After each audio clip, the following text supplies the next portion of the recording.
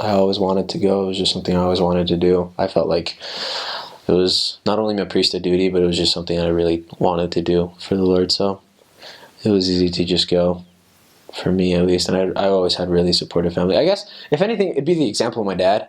My dad's always been like a good, solid guy. I mean, like, the whole way that our life has come, and a lot of the trials that we've actually had are because he decided to be honest when he could have just lied instead, and it would have been a lot more convenient. He decided that he wanted to.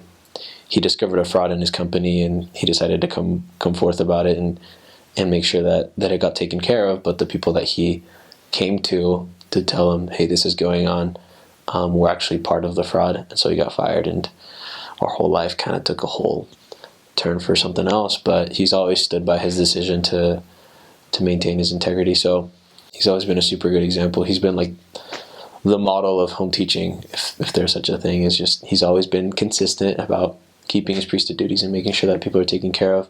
And he's got a good balance between administering and ministering, because he doesn't just do it for the numbers. He doesn't just go to put a check mark on his home teaching, but he genuinely cares about the families and to make sure that they're taken care of. And I think he relays that really well. So it was always an inspiration to me to go on my mission. I mean, I was only there for 12 days, so there wasn't really a ton of opportunity. A lot of Spanish-speaking missionaries go for like the full transfer, but I didn't, just because I already knew Spanish.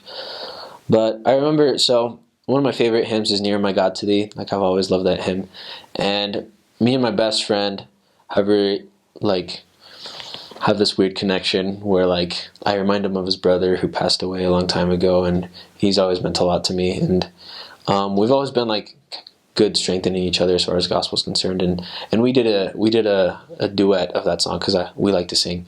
So we sang that in sacrament meeting a while before my mission. It was interesting. I was having a rough week because my experience with my MTC companion was a little bit rough. And so I was kind of having a rough week. I was kind of wondering, like, I'm sure Heavenly Father, if He really wanted me to do this, He would at least make it, bearable.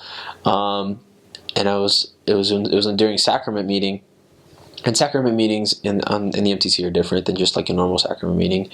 I mean, every missionary has to prepare a talk, and they just kind of call on you to give a talk right then.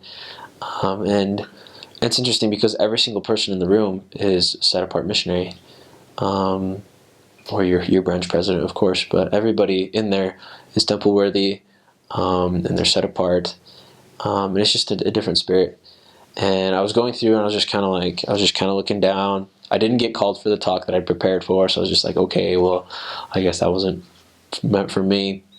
But I just remember halfway through the sacrament meeting, like in the other room, I just hear, I don't know if it was choir practice or whatever, but it's just like this group of people, and they're singing Near My God to Thee, and like the Spirit was just like, you're taken care of, it's gonna be okay, like, you're good. And it was something little, but I mean, just kind of let me know the Lord was there. And I mean, I'm sure that He didn't orchestrate, having a group of people practicing Near My God to Thee just for me. I'm sure they had a performance or whatever, but I mean, it helped.